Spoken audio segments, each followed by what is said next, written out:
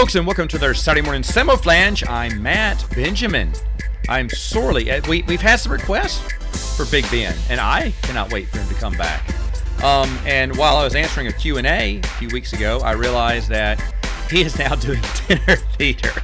He's directing a dinner theater now. So, not to say it, never say never. He'll be back. Eventually, he will be missed. In the meantime, in fact, I'm hoping by the time I get these next few podcasts out, that he will be available by this time. So he's probably crunching in on the showtime. Should be starting up pretty soon, next few weeks.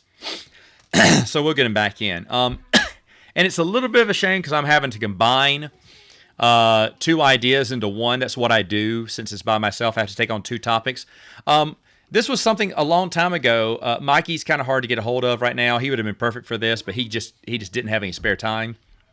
But as you know, a few actors passed away this past month. That would be Gene Hackman and Val Kilmer. I thought about doing two separate podcasts, one about top 5 Gene Hackmans and another one about top 5 Val Kilmers. Now, I'll be honest, I know a lot more about Val Kilmer movies. I've seen every single one, even the direct-to-DVD ones. I rented those at Blockbuster all the freaking time. I was always a big Val fan. With Gene Hackman, as far as I go back, is in the maybe 1979 would probably be it. And, of course, that means, yes, I have never seen his most famous one, The French Connection. I've never seen it. If I have, I don't recall it. So something that he gets super great credit for, I cannot put it in my top 5. But please let me know in the comments if The French Connection is his greatest movie of all time, like everyone's saying. I think he did a lot of great movies, though, in his time. It was easy to do his top 5. In fact, I'll do his first. Also, caveat, kids are here because there's no way I can do this. Nights are super busy, so I have to do this in the middle of the day on a weekend, which means, it's just me and the kids. So I asked them, can they play somewhere else? And they just looked at me and went like, no. And then plus this way I'm positive they're not burning the house down while I'm doing this. So this is the symbiotic relationship we must have between the two of us.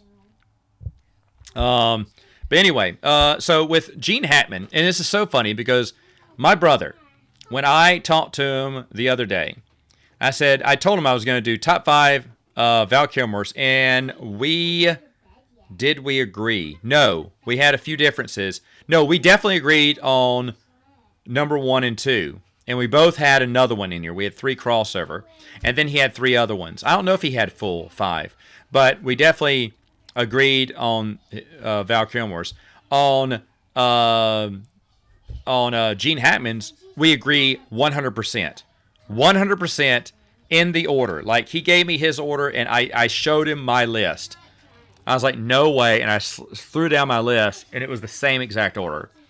So it's funny how, and of course we grew up watching him and watching the same movies, so, but to have them in the same order, I thought was pretty impressive. Because I had mine on my phone, and I had him name me his first. So number 5 for Gene Hackman, the late great Gene Hackman, is Hoosiers. In fact, if you recall, back a long time ago, years and years ago, we did top 5 basketball movies, and Hoosiers was probably number 2 for me, if I recall. Number 1 being Pistol Pete, but Hoosiers I think is just a really, really great movie. I like how he's pep talking everyone, because when he finally gets the team to the championship and the Coliseum's huge, and he's saying, "Hey guys, don't this overwhelm you. Just go, this is a regular game. The court is the same size as our court. The basketball is just the goals are set as just the same spot. Like everything's the same," is what he's saying. He said, "Don't be enamored by how big this is. Don't think about it. Just think about the court." And as they go off, he turns to the assistant manager and goes, "This is huge." I love that scene. It is my favorite scene in the movie Hoosiers. Hoosiers, great film, excellent film, solid number 5. By the way, everyone was like, wow, I didn't even know Gene Hackman was alive, or I didn't know he was still, in his 90s. All right, so When I'm being interrupted by my kids, so we may have to stop this. I don't know. I'm going to keep going because I don't have any other time to do this. But I remember hearing about You'll Never Guess Who This Is in his 90s. And I was like, I don't know who this old man is. And then saw it was Gene Hackman. This is like a year before his death or something. And I was like, wow. And I always said, I know he quit acting. He's fine with it. His Welcome to Mooseport, which I saw, is not on my top 5. I didn't think it was that good. But I didn't realize he had kind of disappeared from acting, but he wasn't coming back. I said, wouldn't that be cool if they got him, Dick Van Dyke, and William Shatner, every way, what Clint Eastwood all in their 90s, Carol Burnett, whoever played Barbara Eden, all these 90s actors and actresses, and put them in a movie together, like Old Men on the Front Porch or something. I just thought that'd be such a great idea. And then when he passed away this year, everyone's going, oh my gosh, he was 90-something. Oh my gosh, did you see the picture of him? I said, yeah, that's from actually last year when someone spotted him going to the grocery store. He was still, able mind. He kind of deteriorated over the last year. Or from what I understood, the past 6 months, he kind of went downhill, which is sad because he was a great actor. But anyway, R.I.P. Mr. Gene Hackman. Number 4 for Gene Hackman, which honestly, I mean, blink and you miss it. This could be number 1 because it's so perfect. The Royal Tenenbaums. His role in the Royal Tenenbaums makes are those the Wes Anderson movies? I think it is the best Wes Anderson movie, I believe, and it is so stinking good. But Gene Hackman, Luke Wilson is another reason why it's good. There's a lot of good actors, of course, but Gene Hackman has a breakout performance, and he's so good as just a deadbeat dad, right? And my favorite scene, I'm trying to pick my favorite scenes from all of these. My favorite scenes, favorite scene is when he tells his wife he's dying. And his wife is so upset that he's, wait, are you really dying? No. And she slaps him. And she walks away. He says, honey, no, I really am dying. I really am dying. Like he does it again. He just lies through his teeth. And I absolutely love it. Gene Hackman is just brilliant in this film. If you don't like Wes Anderson films, I get it. They're not for everyone. And after a while, for me, they get repetitive and they're not as good. My brother still watches every single one. I do not. I think I've stopped watching them over time. But I'll be honest, Royal Tenenbaums, excellent. I think Ben Stiller was at the height of his career at this point. So, you remember Ben Stiller. But even the scene with Gene Hackman and Ben Stiller and his kids is just insane. It's so great. It's such a great movie. Gene Hackman's comedy chops are out. It's great. Awesome stuff. Royal Tenenbaums, number 4. All right. Get ready, because this is going to be a roller coaster, because this is all the same character. Number 3 is Superman 4. Number 2 is Superman 2, and number 1 is Superman. Yes, Gene Hackman is the best Lex Luthor, by far. And my brother never saw Smallville or Michael Rosenbaum, whatever, who played him in Smallville. I think he did a fantastic job. That is an excellent Lex Luthor. But cream of the crop is Gene Hackman. By far, cream of the crop. Christopher Reeves and Gene Hackman. I hate Superman. I love those Superman movies. Because of Christopher Reeves and his Clark Kent, which is the best thing ever. Christopher, no one. I am convinced. Me and my brother talked about this because he's been collecting Superman comic books. He has a complete 90s to almost today run now. I mean, he's been just slowly collecting these Superman comic books, even including not all the specials, but definitely all the annuals and stuff. And he's slowly building this collection. It's amazing. I don't know how he became a big Superman fan. Well, he bought a big lot for really cheap, and then he started filling in the collection. He is like 44 issues away without, special miniseries. He's like 44 issues away from a complete run. That's insane. Up to like 2000 something, like the 2000s. Maybe stops at 2010. I don't remember, but it's like 20-year run. It's incredible of Superman. And he's reading through them and everything. So he's been big into Superman. And we both agree, no one will ever be a good Superman like Christopher Reeves. All right? I think I've talked about this before, but his Clark Kent is by far the best. Absolutely. No one will touch that. No one will ever touch that again. Now, we go to Lex Luthor's. It's Gene Hackman, number 1. I think it's Rosenbaum, number 2. And there is no one else. Everyone else is garbage when it comes to Lex Luthor. Everyone else is pure garbage. These are the only 2 people who are excellent. And it's Gene Hackman easily, okay? Gene Hackman's suave demeanor, his great character development for Lex Luthor. He slips into this character and just, it's like he's having fun. He's having fun. He's a mastermind, and he just reveled in the role. Now, Superman 4 is obviously the least of the 3. It still beats Royal Tenenbaums. It's still, and me and my brother both, I didn't think my brother would agree with this. Like, I secretly had 1, 2, and 4 as my top 3 acting chops of Gene Hackman. And my brother went, okay, Gene Hackman in Superman, number 1. Gene Hackman in Superman 2, number 2. Gene Hackman in, I was like, shut up. I started laughing. I said, those are my top 3. I said, I'm not kidding you. I said, but before I show you this list, what other ones? He went, probably Royal Tenenbaums and Hoosiers. And I went, stop. And I showed him my list, and we were laughing. But Superman 4 is just a terrible movie. It's terrible. However, the Clark Kent scenes with Christopher Reeves, gold. And anytime Gene Hackman is there, gold. Those 2 actors, they knew they were in a stinker, and they delivered an A-plus performance. They did not mail it in and go home and take their check. They gave it all. It's a terrible movie. However, and it's a shame that Gene Hackman wasn't in 3. At least I don't remember him being in 3 at all. But he was there in 4. And by the way, hold on before I say that. No, 3 is still a better movie. 3 is still a better movie.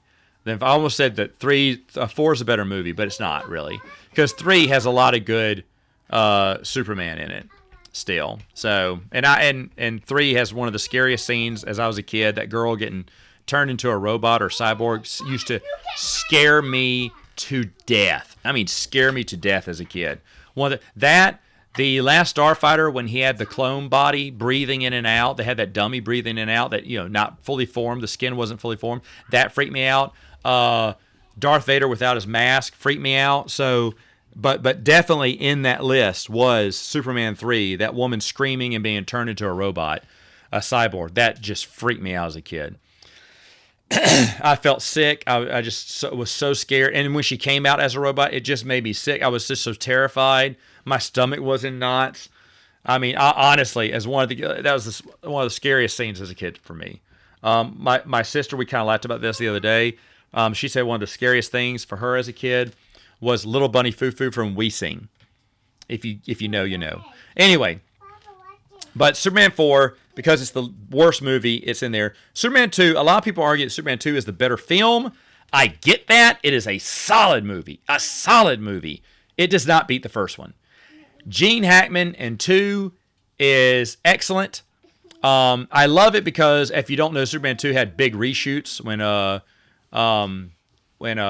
the director, got fired. I think it's Richard Donner. Is that it? Yeah, he got fired, and it's too bad. But you can tell Christopher Reeves is strong. He's got muscle, but he lost a lot of muscle for the reshoot. And so the scenes without him, and because Gene Hackman never came back to reshoot anything. He wasn't going to work without Donner. So they had to use all the Gene Hackman footage. So Gene Hackman and Superman footage, Superman's like built, stacked, baby. And then Superman goes back to his regular body, and you're thinking, did he get a suit? No. Christopher Reeves just, lost some of that muscle tone when they did all the reshoots. But Gene Hackman is wonderful. He is absolutely wonderful. Wonderful in this one. He's just a slime ball, trying to,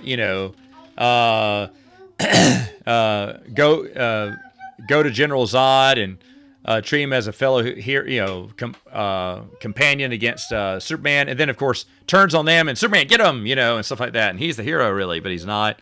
I love it. Gene Hackman is a lovable Lex Luthor. You're thinking maybe that's not what Lex Luthor should be. I love Gene Hackman in these movies. He made these movies just as much as Christopher Reeves, and he is excellent too. But one Oh my goodness. One is just great. I can't remember what her name is, Mrs. So-and-so. He yells for her and everything. And just everything about Lex Luthor. When Superman pounced the door, he went, come on in. The door's open. Obviously it is because he pounded right through it. Just that original, iconic first appearance of Lex Luthor by Gene Hackman is absolutely brilliant. Again, if you have never seen these films before, you need to watch them. They are great. If you haven't seen them in a long time, you need to watch them. Gene Hackman is, and I'm glad I'm talking about Gene Hackman now, not just Christopher Reeves. Gene Hackman is just great. In fact, the movie is better with Gene Hackman. You take Gene Hackman away, those movies suffer big time. Christopher Reeves needs someone to play off of. He needs a villain. And Gene Hackman delivered the correct version of Lex Luthor. Now, Lex Luthor has ended up, I believe he's wearing a wig at the end of it, they show, because he's got a bald cap on at the end, but they kind of drop that later on and just kind of use his regular hair. You know, I don't think they say it's a wig, but in the first movie they show that it's a wig and he's really bald, you know, since Lex Luthor's always bald. But even without a bald Lex Luthor, it's still the best Lex Luthor. And I'm shocked. I'm shocked that even I'm saying that.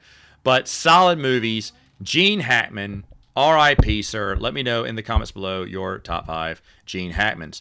All right. So now let us go to the next one here. The next one here that we're going to go to is Val Kilmer. Let me pull up his. There it is. Top 5. And I have a honorable mention here already. There's about 3 of these I think would be in every Val Kilmer top 5. There's one I know will not be in anyone's, and then there's one that might be in a few people's, not everyone's, but it might be in a few people's. One that is in no one's that I think is excellent, but it didn't make it here because there's a lot of good Val Kilmer movies. Twix was direct to DVD, which was nice. Salt and Sea, not as good. I remember that's the first movie from Val Kilmer I thought, oh, not as good. I mean, seriously, I watched all of the other direct to DVD films he did. But Thunderheart, one of his early films, is so good. It's so good. He's an FBI agent with a little bit of Indian blood in him, and he goes to do something. I can't remember what he's doing with this tribal this tribe of Indians, and it's got great humor. He has a vision, and the Indian he befriends is so mad that this outsider comes in, has a vision. Thunderheart is well worth your time. It is so much fun. It is my honorable mention. My number 5 though is another direct to DVD, and when I saw this, I was blown away. In fact, I had a chance to. I was at one of the Comic Cons. He was going to be there, but then he had to cancel. And I don't recall why. I think he had a conflict, because this is back when he still had his voice. And he was doing his Mark Twain. And I think he got performances double booked or whatnot, and he couldn't do the Comic Con. And I was going to get him to autograph the Batman Forever DVD, I believe. Was it Batman Forever? I can't remember. Maybe it was Tombstone. I can't remember. He was going to, but I was going to tell him Felon was excellent. Felon is an excellent movie. He plays a convict in a prison. He was, to me, unrecognizable at first. I was like, whoa, is that him? And he just did a fantastic job. So out of all Val Kilmer's, non-movie releases, his later movies, he went direct to DVD because he had a reputation of being difficult, which is a he said, she said, right? He says he wasn't. Director said he was. And if director say he was, then he was. I'm not going to take Val up on that. I hate it that no one wanted to work with him because he was an excellent actor. But, I mean, you dig your own, I think. I'm going to trust the director more than the actor.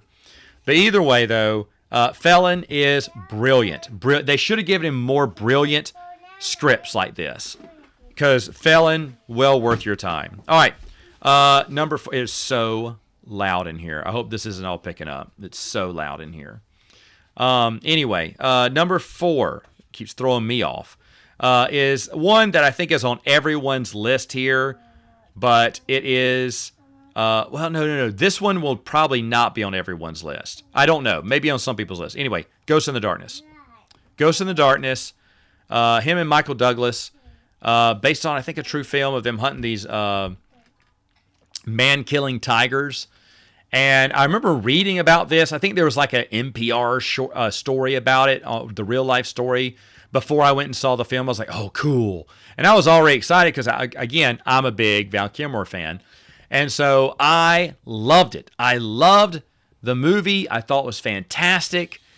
Great tension, great acting. Michael Douglas does a great job as well. Michael Douglas says he had a great time working with Val Kilmer on this. And funny, didn't they both have throat cancer? Val Kilmer and Michael Douglas? That's weird.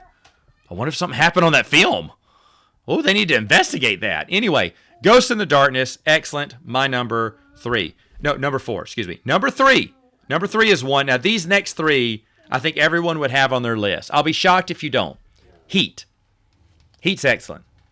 And I didn't know that Val Kilmer is basically a supporting role. For years, I always thought that he was one of the main characters, but he's not. He's more of a supporting character. And he does act. Now, he gets a lot of... Heat is, of course, Val Kilmer. Everyone talks about Heat and Val Kilmer a lot. But like I said, I thought he was one of the stars of it. And he wasn't. He's more of a supporting character, but he's just so good that his scenes, the shootout, the scene at the end where he goes to pick up the girl and she signals to him secretly like, don't do it. This is a trap. And so he just kind of looks around and gets back in and drives away. And gets away at the end. I think he's maybe the only guy who makes it out alive in the whole movie. But that's wonderful. I mean, you can see the hurt on his face as he knows she's done. They'll never get together. And he has to drive off, and it's really sad because he's lost everything now. It's so good. It's so good. I think I say this will be on everyone's. Maybe it won't. Because there's one. Well, I'm not going to spoil it. But there's one that's not going to be on here that's probably going to be on a lot of people's, even though I think it's fine. Number 2, and this is weird, Tombstone. This may be the best movie, but second best character, if that makes sense. Tombstone is excellent. In fact, as of this podcast, I have yet, tonight was supposed to be the night I was going to show my nephews and his friends Tombstone. We had to cancel. We're going to do it next week. And so by the time this posts, I should have watched it with them. I love Tombstone. I think this was my number... No, it may have been... It was either my number 1 or number 2 favorite Western. I do love Lonesome Dove. But Tombstone is probably number 1. Tombstone is excellent. His character, Doc Holliday, is so perfect here. Only eclipsed by one other character. And... It is solid. It's a solid performance. I cannot wait to show my nephew and his friends. They were over the other night. A few weeks ago. That was last week. And I said, hey, you want to watch a Val Kilmer film next week? And they were like, who's he? And, of course, this is what you're dealing with, a new generation that just doesn't know this actor. Now, he's the guy that just died. He did, and I kept naming things until they finally remembered the new Top Gun and that old guy, that old commander. And, he was in the original one? Yeah, but he did more than that. And by the way, Iceman, not my number 1 either. But and his cameo in Maverick was nice, really nice, and really touching.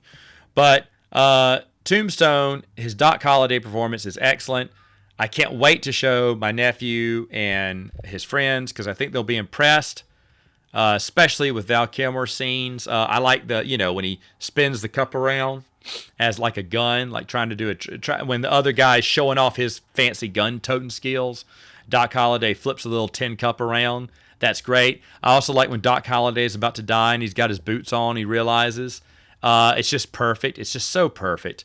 And Val Kilmer plays that guy to a T, the last days of Doc Holliday.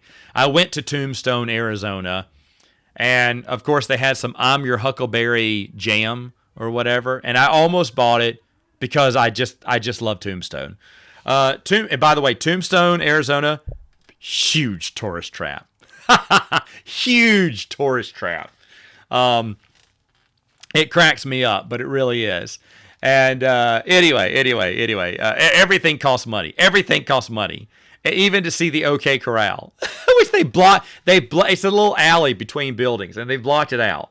If you want to see it, you got to pay just to see an alley where a few shootings went down. So I was like, no thanks. And they do reenactments. No, they do reenactments there, and that's where you have to pay. But they really just fenced it off and blocked it off, so you can't see the OK Corral, the little alley. OK Alley is what they should have called it. So that's really funny. That they died in a small town. I mean, a very blink and you miss it small town. It's like a city block wide. Oh well. I mean, that's all that city had to its name. And I don't know if people live there, but the people, I think they're residents, and they all dress up in character, and that's what they do. They all work as a tourist gig. That's the only income that comes in is from the tourism thing. So they all live the life of the Wild West. You can get a stagecoach to drive you down the one street for like $10 or probably 20 now. It's just a joke. But I'm your Huckleberry Jam. I'll be honest, I almost bought it. But I didn't want to put it on the plane at like Smash or something. So I didn't get it. But I would have, probably. I would have. I was tempted. Tombstone, number 2. Number one, his best character. Folks, I do think he did an excellent Bruce Wayne. Second only to Adam West. So Batman Forever is not in my top 5. I'm so sorry. It's Willow. My brother agrees. Mad Mardigan is excellent. He's like Han Solo in the dragon. If Han Solo were fighting dragons, that's who he'd be. Mad Mardigan has so many great lines. When Sasha's hair's blowing in his face, he went, "Get your hair out of my face before I chop it off," And then he's feeding the kid Blackroot. He's like, "No, nothing wrong with Blackroot." He was like, "Build strong bones. Puts hair on your chest." And he goes, "She doesn't need Blackroot, and the last thing she'd want is a hairy chest." And when he's calling Willow a peck in the cage, or he keeps saying, "If I only had a sword." He looks so dumb in that helmet when he finds that armor. And it's just great. And Mad Mardigan is great. The fight scenes are great. He's a lovable character. And there's so many excellent lines. Line after line after line. And I swear, if they wanted to do a Willow trilogy right back there in the 80s, I think this came out in 88. If they wanted to do a trilogy, 91, 90, they could have gotten away with it. And with Mad Mardigan still in the lead, it would have been gangbangers. I mean, it just would have been awesome. So, unfortunately, they didn't. Unfortunately, it's just a one-time thing for Val Kilmer. But what an amazing role. Now, again, Tombstone may be the better movie. I do love me some Willow, though. I will not lie. I never watched the new show because I heard it was garbage. And knowing, I'm sorry, I hate to be like this, but knowing what Lucasfilm puts out now, it's just straight garbage. And I turned out to be right about that. But I didn't really like the novels either by Chris Claremont, who is overrated. I really don't like Chris Claremont. So X-Men fans are going to go crazy that I said that, but I really think he's overrated as a writer. And those books are awful. But Mad Mardigan, Willow, the OG, absolutely love it. Val Kilmer missed. Now, I did like his documentary. I almost put I Am Val on here. The documentary is very insightful, and it was very interesting to listen to. Other Val Kilmer ones, what were the other ones? The Saint I enjoyed, but not that much. You'd think I love the Saint. I never really liked the concept of the Saint, so it wasn't up my heel, but I mean, it's still okay. Another one he did that's popular that I did not mention was Island of Dr. Moreau, which is good. Val Kilmer does his character fine. It's fine, but it is forgettable. Like, I couldn't think of one great scene. A lot of Val Kilmer scenes stick out to me. Like the opening scene in Felon, where he's revealed and he's talking to the guy who just killed that guy, and he was in his house, but he accidentally killed him when he was off of his property. Hence, it's a murder. Because it wasn't self-defense because he already left the house and the guy chased him down. So now he's kind of been, he did kill him, But, it's kind of not his fault in a way, kind of an accident. But Val Kilmer's characters tell him what it's going to be like in prison, and that's just a great scene. And it took me a minute to realize that was Val Kilmer, too. So I thought it was excellent. But anyway, in the comments below, let me know what your top 5 Val Kilmer movies were, and I'll see you next time on Saturday Morning Samoflange.